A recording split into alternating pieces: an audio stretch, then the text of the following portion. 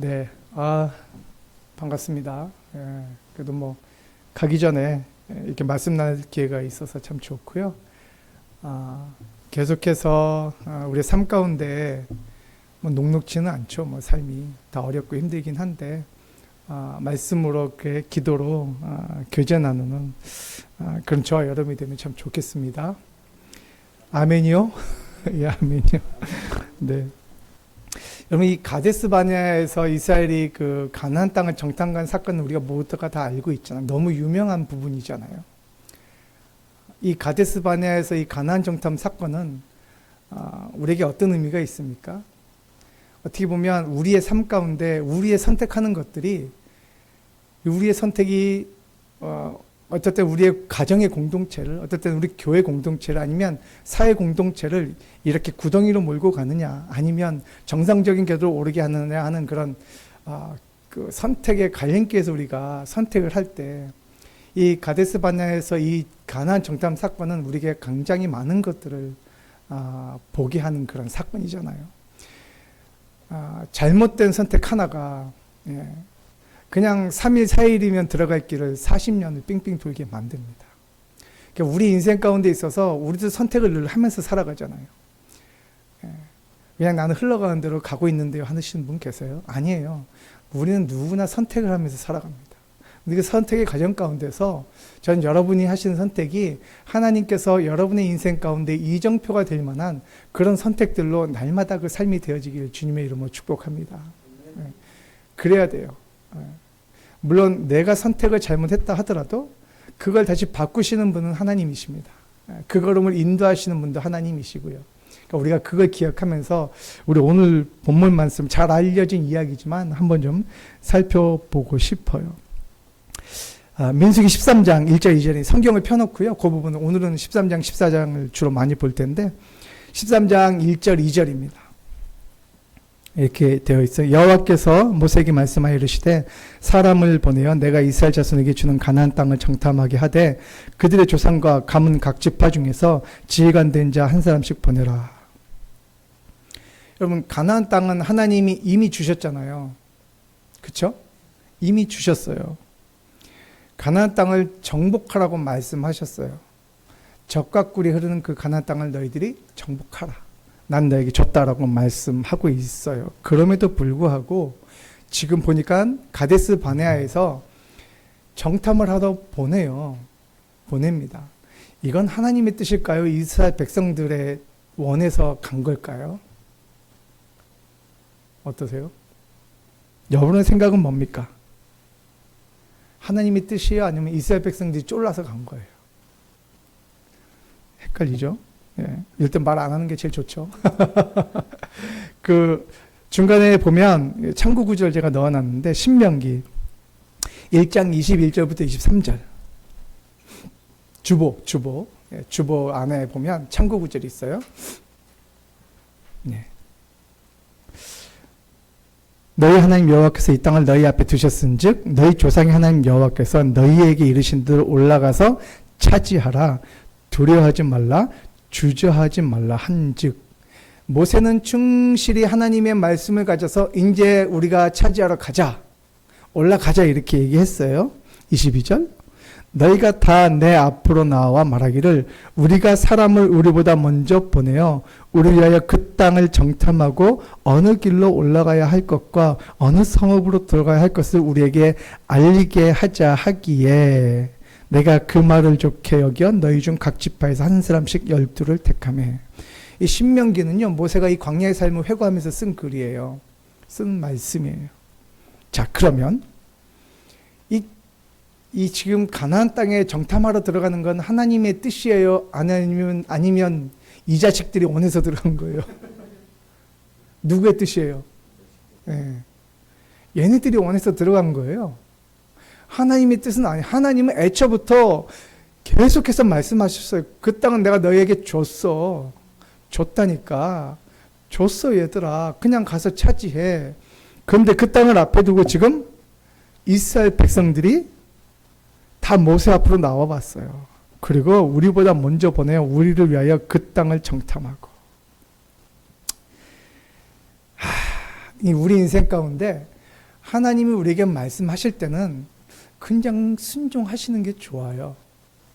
성경을 통해서 내가 깨닫거나 내가 느끼거나 말씀을 통해서 내가 주시는 것들이 있다면 그냥 내가 이해 안 돼도 순종하신 여러분 되길 주님의 이름으로 축복합니다. 그래야 돼요.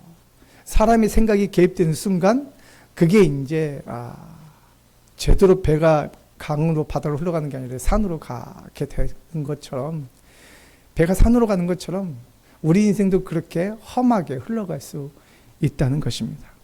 하나님의 약속은 처음부터 분명했어요. 줬다였어요. 그런데 이스라엘 백성들이 뭐예요? 그 땅을 굳이 먼저 한번 봐야겠다는 거잖아요. 굳이. 그런데 한 사람만 그런 게 아니라 보니까 여론이 생겼어요. 가자고. 여론이. 이스라엘 백성들이 원했기 때문에 하나님이 허락하신 거예요. 이스라엘 백성들이 원해서 하나님이 허락하신 거예요. 여러분, 하나님께서 지금 이스라엘 백성들을 광야로 불러내신 이유가 뭐예요? 가나안 땅에 들여보내기 위해서 불러내셨어요. 이유는 그거 하나였어요. 그거 하나였어요. 눈에 말씀드리죠. 가나안 땅은 이미 그들에게 주어진 땅입니다. 그것은 젖과 꿀이 흐르는 땅이에요. 눈이 말씀해 주셨지만 인간은 꼭 자기 눈으로 한번 봐야겠다는 거 아닙니까? 신명기 1장 30절부터 32절까지 그 사건을 모세는 이렇게 평가합니다. 너희보다 먼저 가시는 너희의 하나님 여호와께서 애굽에서 너희를 위하여 너희 목전에서 모든 일을 행하신 것 같이, 이 뭐예요? 애굽에서 10가지 재앙을 내리시고 애굽 군대가 쫓아올 때 홍해를 마른 땅같이 건너게 하시고 애굽 군대는 수장시키시고, 그런 걸 니들이 다 봤잖아. 하나님이 그 일 다 행했잖아. 이렇게 얘기하는 거예요. 그 하나님이 이제도 너희를 위하여 싸우실 것이다. 하나님은 여전히 너희 편이다. 이렇게 얘기하고 있는 것이죠. 31절. 광야에서도 너희가 당하였거니와 사람이 자기의 아들을 안는 것 같이 너희 하나님 여호와께서 너희가 걸어온 길에서 너희를 안으사 이곳까지 이르게 하셨느니라 하나. 광야에서 이스라엘 백성들을 어떻게 하나님이 인도하셨습니까? 사람이 자기 아들을 안는 것 같이 그렇게 안아서 그 광야를 인도하셨다는 거예요. 그것이 모세가 그 광야 40년을 평가하고 있는 것입니다. 여러분, 오늘 여러분의 삶도, 오늘 여러분의 생애도 그렇게 하나님이 자기 아들을 안는 것 같이 여러분을 안으시고 지금까지 이 자리까지 인도하셨음을 믿으시기 바랍니다. 예. 내가 보기엔 하나님 언제 그러셨어요? 그럴지도 모르지만 하나님은 그렇게 오셨어요. 그러니까 저와 여러분이 이 자리에 있는 거예요. 하나님이 그렇게 인도하지 않으셨으면 저와 여러분이 이 자리에 없어요. 없어요. 그걸 믿으시기 바랍니다. 우리의 삶도 그렇게 인도하세요. 32절에 보니까 광야를 이렇게 평가하죠. 이 일에 너희가 너희 하나님 여호와를 믿지 아니하였도다. 모세는 광야 사건을, 이 광야 48년의 이 사건 가운데 이 가데스 바네아에서 이 가나안 땅을 정탐한 사건을 불신 사건이라 정의합니다. 애초부터 잘못된 거예요. 하나님의 약속을 니들은 믿지 않았어요. 애시당초 니들은 글러먹었다. 하나님을 의지하지 않았다. 하나님을 불신했다. 이렇게 정의합니다. 이 왜 그렇게 모세가 정의할 수밖에 없었는지를 한번 이제 우리가 민수기를 통해서 광야 정탐꾼들의 보고를 통해서 한번 살펴봅시다. 민수기 13장입니다. 25절부터 27절. 40일 동안 땅을 정탐하기를 마치고 돌아와 바란 광야 가데스에 이르러 모세와 아론과 이스라엘 자손의 온 회중에게 나와 그들에게 보고하고 그 땅의 과일을 보이고 모세에게 말하여 이르되 당신이 우리를 보낸 땅의 간질. 와, 여러분, 지금 지들이 가고 싶어 간 땅이에요. 모세가 원해서 간 땅이에요. 우리가 앞에서 봤잖아요. 자기들이 원해서 간 땅이에요. 근데 와, 지금 핑계를 누구한테 댑니까? 당신이 우리를 보낸 땅의 간직. 이렇게 얘기하고 있어요. 여러분, 모세는 하나님의 대리자예요. 결국 이 핑계를 지금 누구한테 전가시키고 있는 거예요? 하나님. 아니, 하나님이 보내서 본 땅에 우리가 갔다 이렇게 얘기를 해요. 이제 자기들의 책임을 이제 모세와 하나님께로 일단 돌려놨죠. 말 가운데. 우리가 이 행동을 보면 행동 가운데도 못마땅한 게 드러나긴 하지만, 예, 말하는 틀을 보면 벌써 이게 글러먹었다, 제대로 됐다 우리 알 수 있잖아요. 우리가 자녀들을 키우다 보면, 예, 우리 속에서 확 올라올 때가 있어요. 이 자식이 말하는 뻔세가, 그럼 이제 막 와 이렇게 올라오는 거죠. 벌써 보니까 이스라엘 백성들이 당신이 우리를 보낸 땅에 간즉 이제 딱 뭔가 이제 핑계거리 딱 만들고 있죠. 벌써부터 안 들어가고 싶어서 거기에 뭔가 핑계거리를 쫙 쌓아가 빌드업 해가고 있어요. 지금 빌드업. 당신이 가라고 해서 간 땅이다. 아주 그럴싸하게 지금 빌드업하고 있죠. 아담이 하와가 준 선악과를 먹잖아요. 그렇죠? 하나님이 그것만은 먹지 말라 했는데 하와가 먼저 먹고 그걸 이제 아담에게 탁 줘서 아담이 이제 보암직도 하고 먹음직도 하니까 딱 먹었단 말이에요. 그리고 하나님이 아담을 찾아요. 그러니까 아담이 그걸 먹는 순간 이제 부끄러워서 숨었잖아요. 하나님이 찾잖아요. 아담이 하나님에게 뭐라고 얘기합니까? 하와는 하나님이 아담에게 준 선물이잖아요. 선물. 근데 뭐라고 얘기합니까? 이게 딱 하나님이 너 왜 그러고 있냐 그랬더니 아니 그 있잖아요. 나는 안 먹으려고 했는데 당신이 내게 준 여자가 줘서 내가 먹었잖아요. 이렇게 얘기하거든요. 이스라엘 백성들의 이 핑계됨의 역사가 아주 깁니다. 딱 죄가 이 땅에 들어오는 순간부터 바로 그게 드러나잖아요.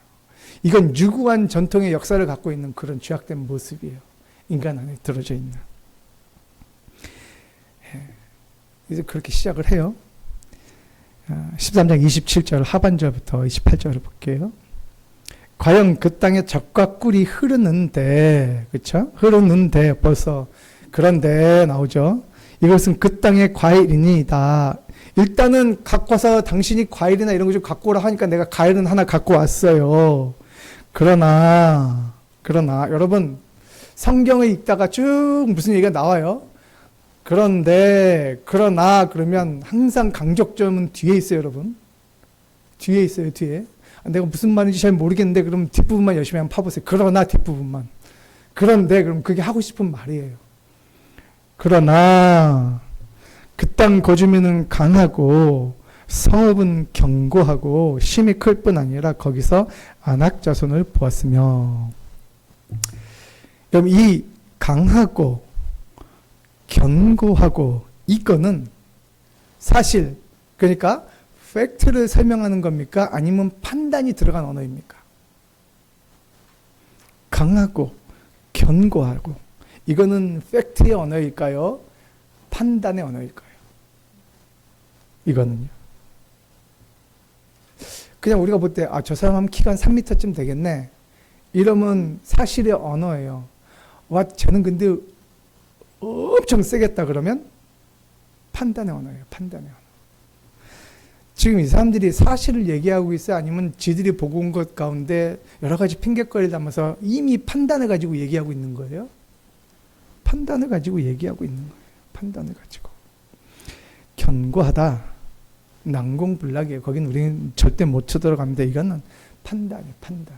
이미 판단이 들어갔어요.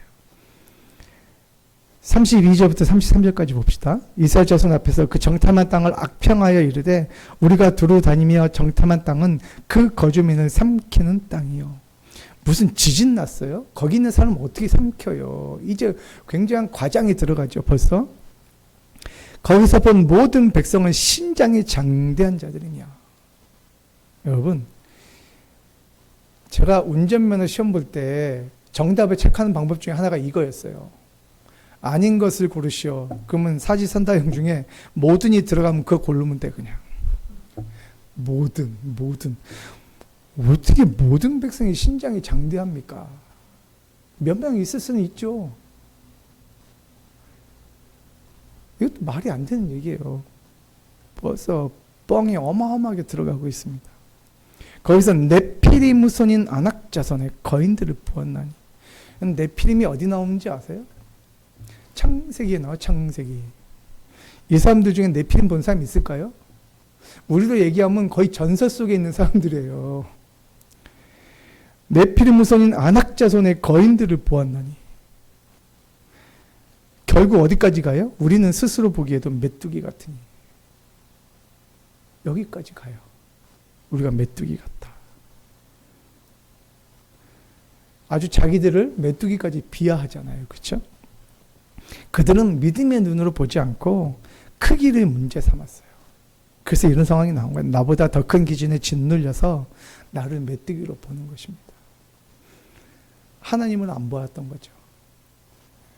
하나님이 이들보다 큰 하나님이었는데 이들하고는 비교가 되지 않는 하나님이신데 하나님을 안 보니까 이런 상황이 발생하고 있는 것입니다. 이들의 보고를 보면 이들이 객관성이 있는 보고입니까? 이것이? 객관성을 잃었어요. 이 보고 가운데 객관성이 없어요. 그냥 다수 의견이라는 이유로 사람들의 마음을 사로잡았어요. 다수 의견. 여러분, 그래서 쪽수로 밀어붙이는 거 조심해야 됩니다, 여러분.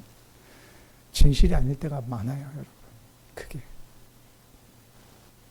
14장 1절을 볼까요? 온 회중이 소리를 높여 부르짖으며 백성이 밤새도록 통곡하였더라. 이스라엘 백성들이요, 12명이 보고를 했는데 이 10명의 보고가 너무 강력해서 이렇게 얘기하는 거예요. 밤새도록 통곡하였대요. 생각해 봅시다. 지금 누가 죽었어요? 죽었습니까? 안 죽었어요. 근데 왜 울고 있어요, 도대체? 왜 웁니까? 당장 뭐 어떻게 된 게 아니에요. 단지 10명의 보고를 들었어요. 그것밖에 안 했어요. 근데 이스라엘 백성들이 왜 울죠? 근데 희한하죠. 그냥 그들 보고는 이거예요. 우리가 가면 우린 거진 죽을 거야. 이 보고를 했어요. 그런데 그 보고를 들었는데 그 보고를 들은 사람들이 이미 죽었어요. 지금 이미 죽어서 울고 있다니까요. 보고만 들었는데. 그걸 이렇게 얘기합니다. 2절. 이스라엘 자손이 다 모세와 아론을 원망하며 온 회중이 그들에게 이르되 우리가 애굽 땅에서 죽었거나 이 광야에서 죽었으면 좋았을 것을.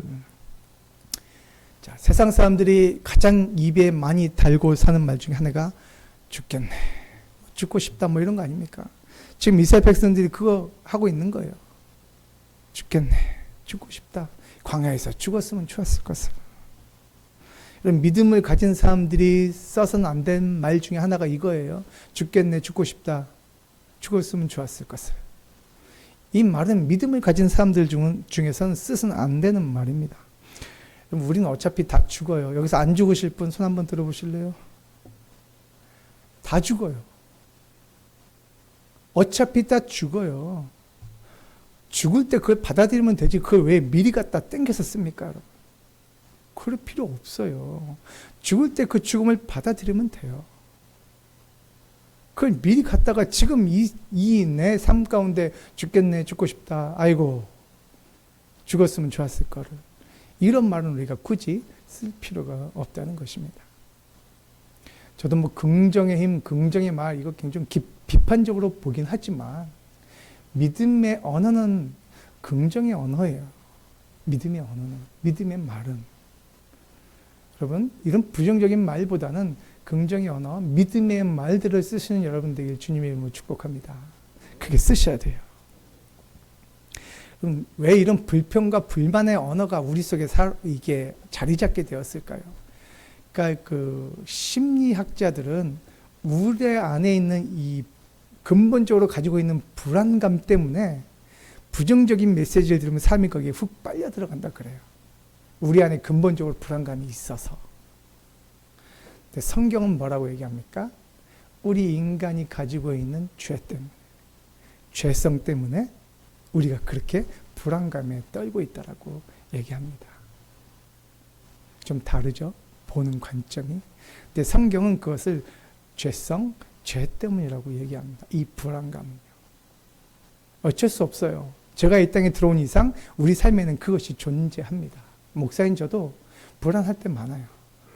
어려울 때 많아요. 우리가 삶을 살아가면서 우리가 믿음을 갖고 살아가지만 여러분 우리가 머릿속이 얼마나 순간순간 복잡해질 때가 많이 있습니까? 믿음을 갖고 있지만 생각도 안 하고 살 수는 없잖아요. 우리 복잡한 세상 속에서 우리가 선택하는 순간마다 우리는 우리 머릿속이 굉장히 복잡해질 수밖에 없어요. 그게 우리의 모습이고 그런 생각하다 보면 불안해지죠. 그럴 수밖에 없는 것입니다. 거기서 끝나지는 않아요. 믿음의 사람들은 한 단계 더 나아가야 하는 것이죠.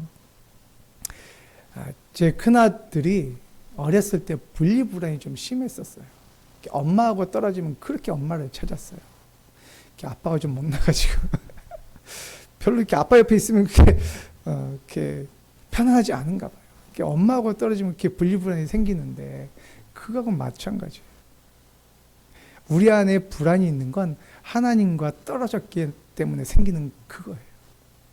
그럼 죄는요, 우리가 어떤 행동을, 죄된 행동을 해서 그게 죄가, 원리적으로 따지면 죄는 하나님과 분리되어진 그 순간부터 이미 우리는 죄 가운데 삶을 살아가고 있는 거예요.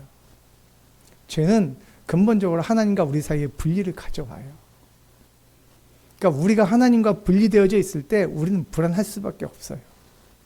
그러니까 내가 하나님과의 관계가 견고하고 하나님과 잘 맺어져 있고 하나님과 끝까지 신뢰하면 우리가 그 불안감, 그 불평 이런 가운데 우리가 조금은 나아질 수 있어요.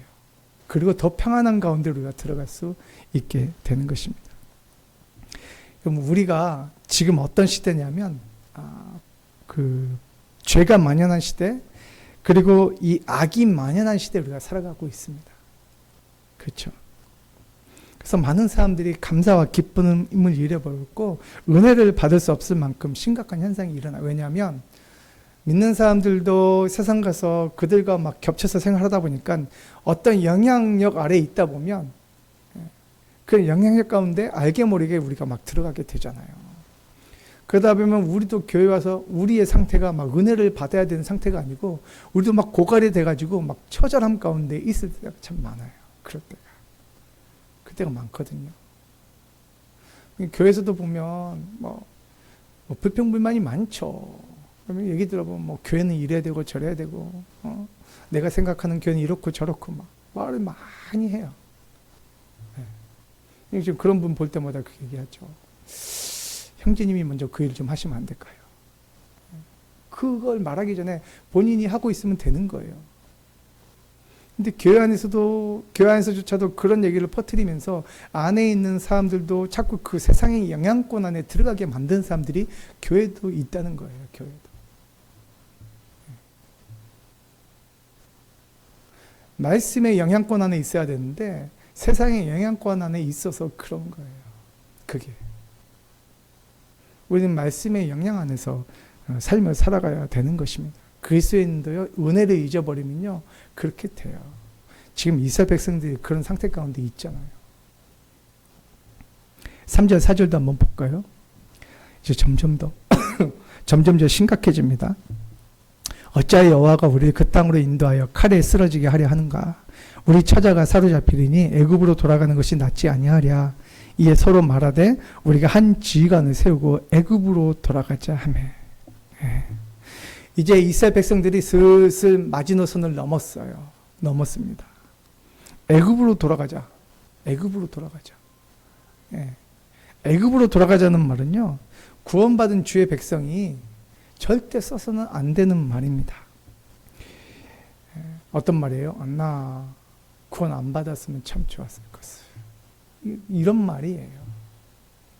나에게 믿음이 없었으면 참 좋았을 것을 하는 그런 말입니다. 구원받은 이전의 상태로 돌아갔으면 좋았을 것을 하는 그런 말이죠. 우리가 결혼하고 나서 쓰지 말아야 될 단어가 또 하나 있죠. 차라리 결혼하지 말걸. 여러분 잘 보시잖아요. 2호선 상담소 아니면 도대체 한국에 왜 이렇게, 내가 저거 와서 깜짝 놀란 건 진짜 그런 거, 뭐 이렇게 부부 상담하는 프로그램이 너무 많더라고요. 진짜 쏟아져. 근데 이렇게 유튜브에서 이렇게 보고 있으면 참 한심한 지경에 이런 부부들이 너무 많아. 그리고 다 보면 다 지 탓은 아니고 남 탓이라잖아요.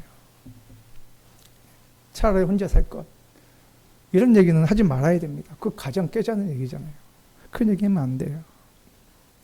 그러니까 출애굽한 이스라엘 백성들이 입에 담아서 안 될 말이 다른 건 하나님이 다 해도 이 애굽으로 돌아가자 하면 진짜 하나님이 빡치세요. 빡치세요, 하나님. 이 전쟁에서 포로로 잡혀갔는데 막 목숨 걸고 가서 구해냈어, 그 포로를. 근데 기껏 그 포로가 한다는 말이 나 다시 포로로 잡혀갈래 이런 얘기 하는 거하고 똑같은 거예요, 이 얘기가. 하나님 목숨 걸고 건져냈거든요. 우리의 삶도 마찬가지예요. 하나님이 자신의 외아들을 십자가에 달려 죽이시면서까지 우리를 건져내셨다고요. 근데 우리가 다시 옛날로 돌아가고 싶어 하면 하나님이 그 소리 듣고 억장이 무너지지. 야, 내가 어떻게 니네를 건져냈는데 너 진짜 그거 한 말 나한테 진심으로 한 거냐? 그러니까 하나님 그런 말 안 쓰겠지만 하나님이 우리 같으면 이렇게 너 미친 거 아니냐? 그렇게 얘기하실 거예요. 너 미쳤지? 그리고 어딜 다시 거길 돌아가? 그러니까 보세요. 계속 보면 민수기도 쭉 이 11장부터 19장까지가 이 40년, 38년의 광야의 삶인데요. 하나님이 애굽으로는 절대 안 돌려보내세요. 차라리 광야에서 니들 내가 다 죽이면 죽였지 애굽은 못 돌려보낸다. 그게 하나님의 입장이세요. 니들이 다시 종로로 타겠다고 거기 가서 노예 삶을 살겠다고? 내 자녀들인데? 말이 되냐? 여러분 하나님이 한 번 건져내셨잖아요. 안 뺏기십니다. 안 뺏기세요. 끝까지 끌고 가세요. 하나님하고의 하나님 이제 하나님과 관계 끝낼래요 하는 그 순간부터 여러분은 하나님하고 싸우세요. 그다음부터. 하나님 이길 수 있어요? 못 이깁니다. 어쨌든 이 자식 조업해서라도 하나님 나라까지 끌고 가십니다. 지금 이들이 하나님을 몰라요. 애굽으로 돌아가자 그래. 애굽으로 돌아가자. 와. 그러니까 하나님은 절대 그렇게 하지 않습니다. 예전에 한 장로님 얘기를 들은 적이 있어요. 이분은 굉장히 잘 나가시던 분인데 하여튼 강남에 룸사롱을 안 가본 데 없이 다 갔대 본인.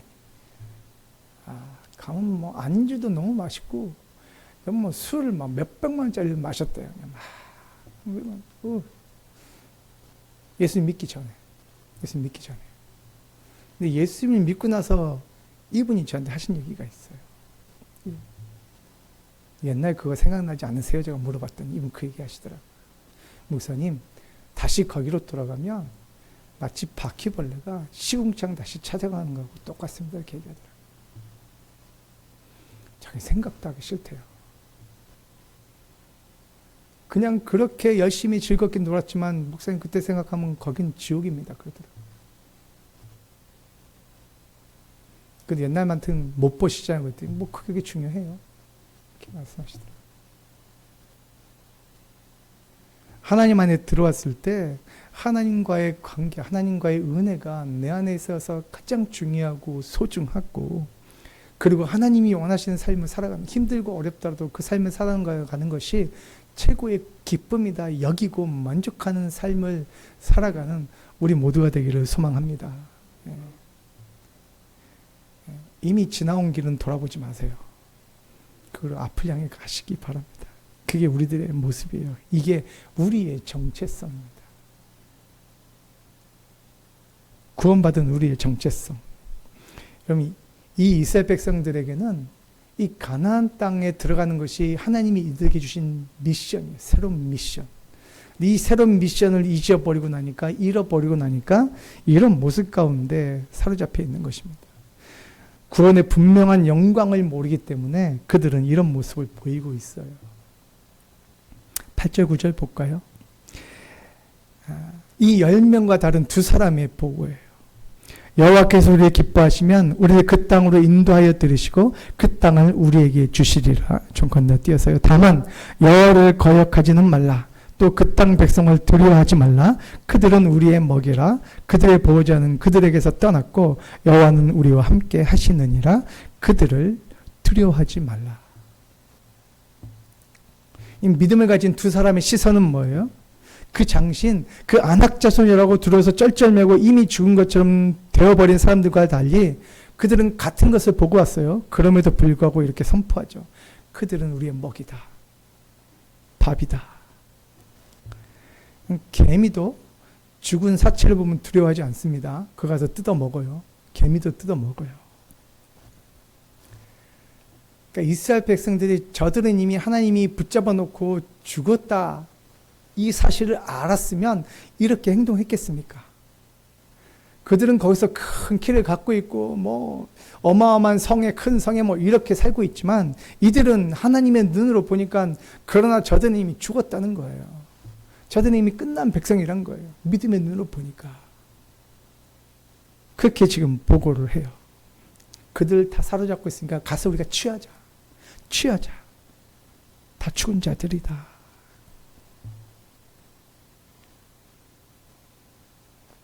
10절 이렇게 얘기합니다.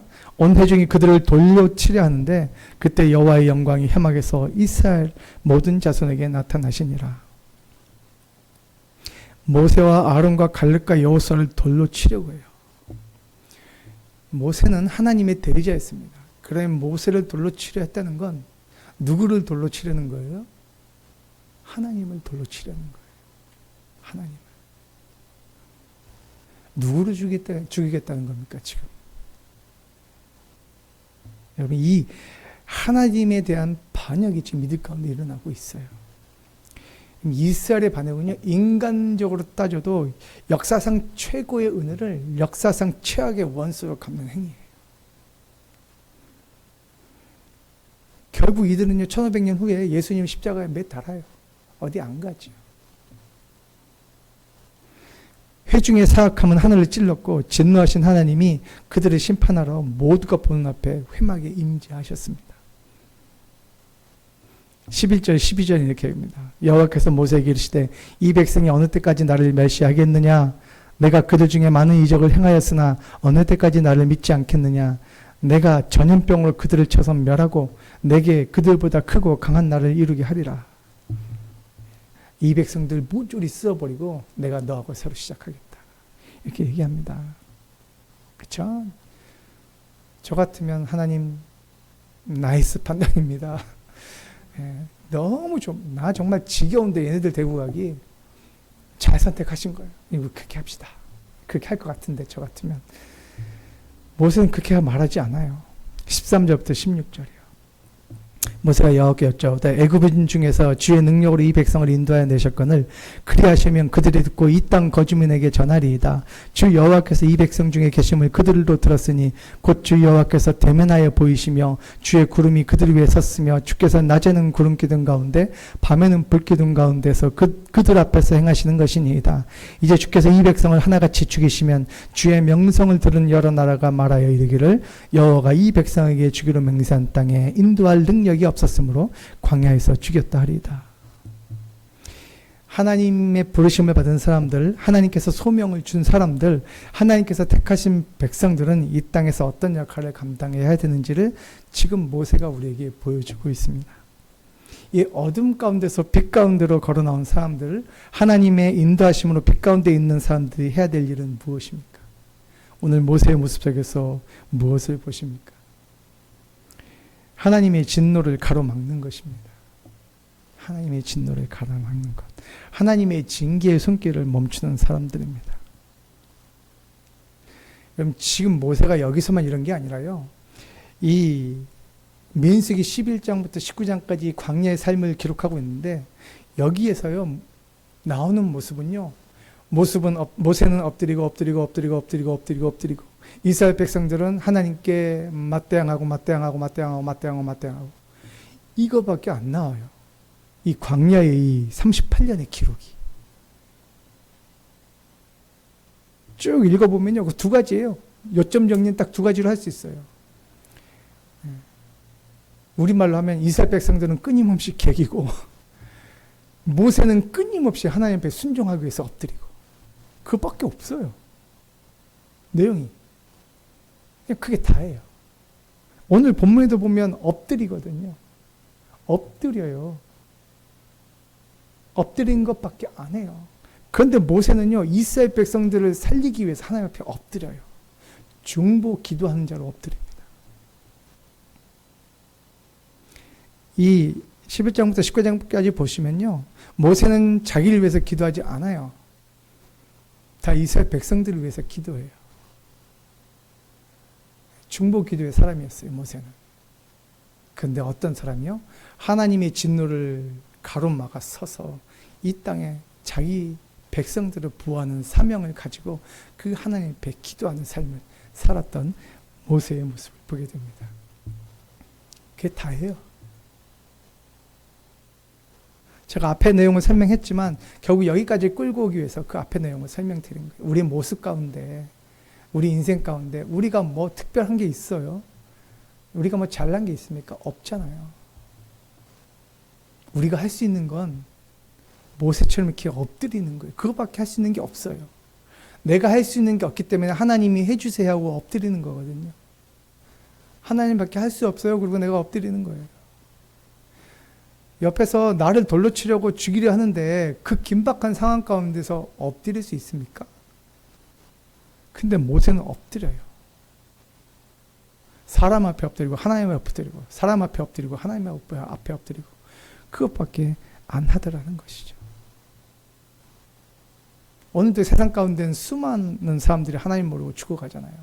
그들은 하나님의 진노를 기다리고 있는 사람들이에요. 우리가 해야 될 일은 뭡니까?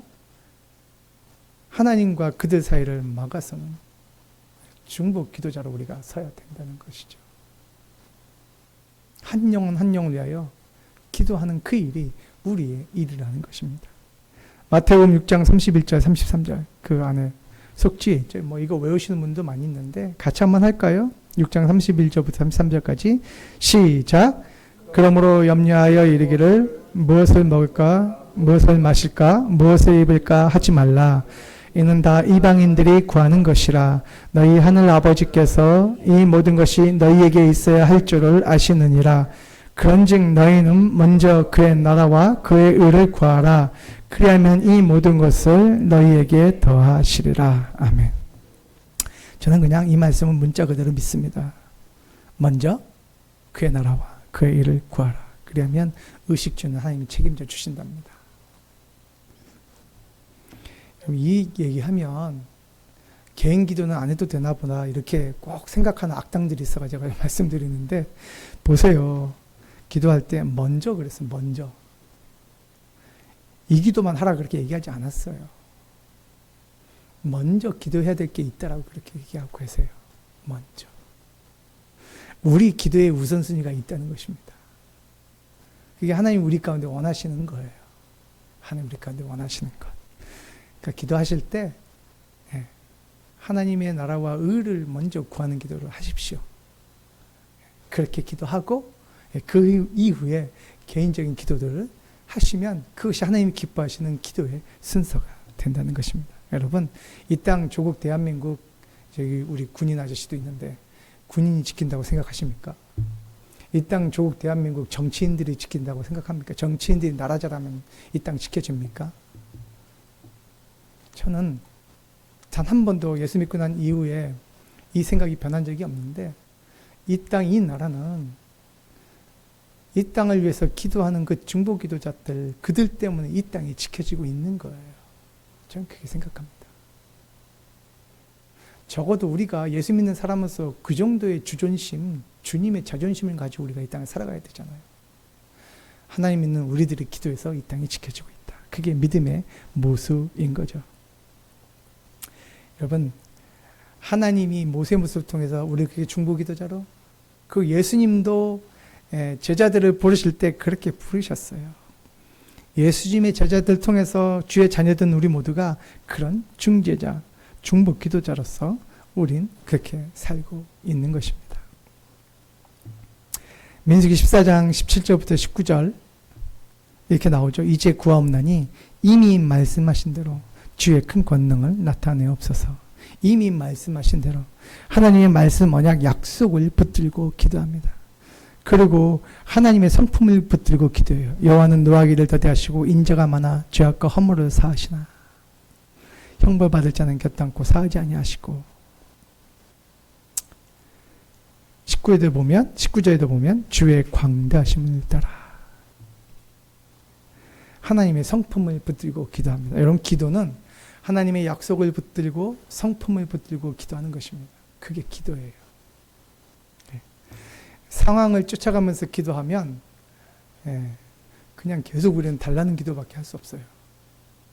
이것도 주시고 저것도 주시고 이것도 모자라고 저것도 모자라고. 왜냐하면 우리는 상황을 쫓아가니까 계속해서. 근데 하나님의 약속을 붙들고 하나님의 성품에 기대어서 기도하면 우리의 기도가 달라지는 것입니다. 모세처럼 하나님의 약속을 붙들고 성품을 붙들고 기도하시는 저와 여러분 되길 주님의 이름으로 축복합니다. 그래야 돼요. 그래야 우리의 기도가 달라져요. 20절은 이렇게 얘기합니다. 여호와께서 이르시되 내가 네 말대로 사하노라. 놀라운 기도 응답의 역사가 일어납니다. 여러분, 우리도 기도 응답 받으면서 이 땅을 살아가는 주님의 백성들 되기를 주님의 이름으로 축복합니다. 모세가 한 것처럼 우리 기도에도 능력이 있어요. 하나님 믿는 우리들의 기도에도 능력이 있는 것입니다. 놀라운 기도 응답의 역사는 우리가 하나님 믿고 하나님 앞에 엎드릴 때 일어나는 것입니다. 출애굽기 2장 23절 25절 중간 부분 뒷부분에 보면 아브라함과 이삭과 야곱에게 세운 그의 언약을 기억하사 하나님이 이스라엘 백성들을 출애굽시킨 것은 하나님이 하신 그 약속을 붙드셨기 때문에, 그 언약을 붙드셨기 때문에 출애굽한 것입니다. 이스라엘 백성들 안에 어떤 믿음의 모습이 있어서가 아니잖아요. 하나님이 아브라함과 맺은 그 언약을 기억해 넣으셔서 400년 종살이 하던 이스라엘 백성들을 그들 가운데서 탈출시키신 것입니다. 이스라엘 백성들은 물이 없으면 물 달라, 고기가 부족하면 고기 달라, 기력이 떨어지면 이것 때문에 기력이 떨어져서 못 걷겠다, 신발이 막 해지고 발이 부르트면 아이고 나 힘들어서 못 가겠으니까 우리 좀 쉽시다. 끊임없이 불평불만을 하죠. 그들은 하나님의 약속을 바라보지 않고 그 길을 걸어가기 때문에 그렇게 그 삶을 살아가고 있는 것입니다. 여러분, 나의 삶이 내가 보기에 말도 안 되게 흘러가고 나의 현재에 하나님이 없는 것 같고 하나님이 철저히 나를 외면하신 것 같을지라도 여전히 하나님은 하나님의 일을 하신다는 성경의 약속을 믿음으로 받으시기 바랍니다. 받아야 돼요. 말씀을 맺겠습니다. 이스라엘 역사의 가장 중요한 사건은 출애굽 사건입니다. 그렇다면 인류 역사의 가장 큰 사건은 무엇입니까? 하나님이신 그분이 세상에 오셔서 죄인된 우리 손에 죽으시고 다시 부활하시는 그 사건입니다. 그렇기 때문에 우리는 어떤 존재예요? 우리는 흙으로 빚은 정도가 아니에요. 주님의 찢긴 살과 그의 보혈과 부활 생명으로 만들어진 존재입니다. 우리는 고난받는 인생 속에 영생과 영광이라는 약속을 받고 살아가는 인생입니다. 구원받았음을 믿으십시오. 여러분이 하나님의 자녀임을 믿으십시오. 여러분의 가정은 변하게 될 것이라는 믿음을 가지십시오.